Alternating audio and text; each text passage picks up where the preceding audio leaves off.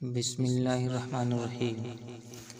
नबी करीम सल्लल्लाहु अलैहि वसल्लम के ज़माने की बात है कि मक्का में एक बेवा औरत रहती थी। वो मुसलमान नहीं थी बल्कि मुशरिक थी। उस औरत का 8 साल का बेटा भी था। वो दोनों बहुत गरीब थे, बड़ी मुश्किल से गुजर बसर करते थे। एक रोज़ माँ घर आई और बच्चे ने सवाल किया कि माँ, आप दूसरों के बच्चों की तरह माँ नहीं हैं। उनके पास नए नए कपड़े हैं और तुम्हारे पास फटे पुराने कपड़े हैं। माँ ने बेटे की तरफ नज़र फेर कर देखा, प्यार से उसे अपने पास बुलाया और कहने लगी कि मेरा बेटा इतना बड़ा हो गया है। उसे अपनी माँ को हालात समझ आने लगे। फिर अपने बेटे को सीने से लगाया और रोते हुए कहने लगी, बेटा, तुम्हारा बाप मर चुका है और तेरी माँ अब बेवा है और तू यतीम है।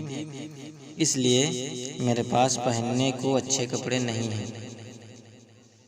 तेरी माँ लोगों के घरों में सारा दिन काम करती है और जो कुछ आज तक कमाया है वो तुम पर लगा दिया है।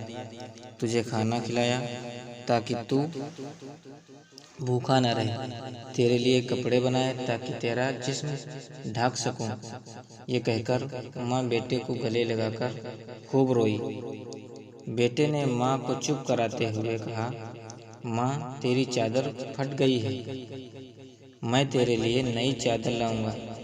माँ ने पूछा, बेटा कहाँ से लाएगा? तू अभी 8 साल का बच्चा है।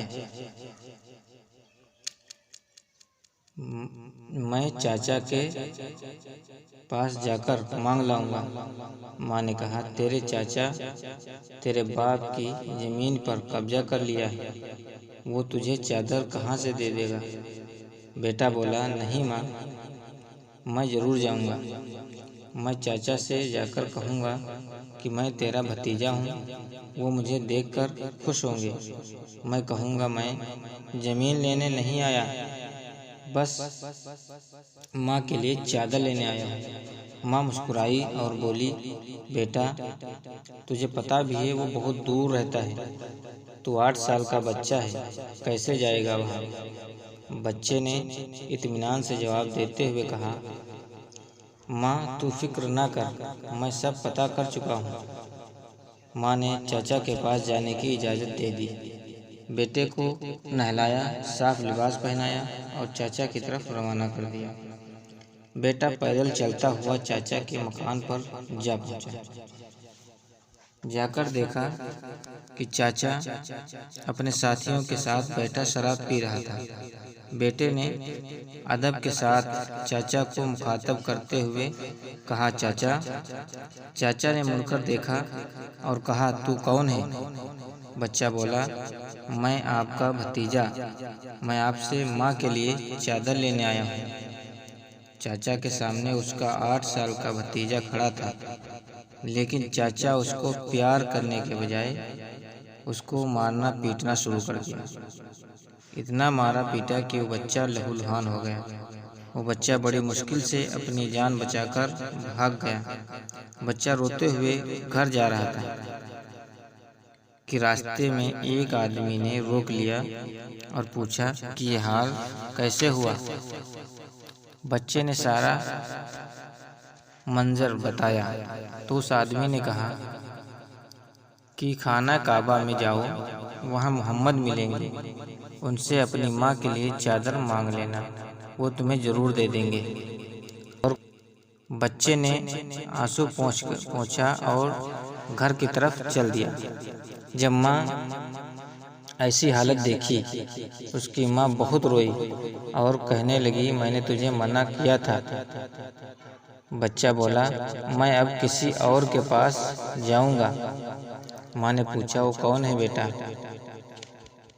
वो मोहम्मद सल्लल्लाहु अलैहि वसल्लम है। माँ ने बच्चे को धक्का दे दिया और बोली, अब इस घर में मोहम्मद सल्लल्लाहु अलैहि वसल्लम का नाम नहीं लिया जाएगा।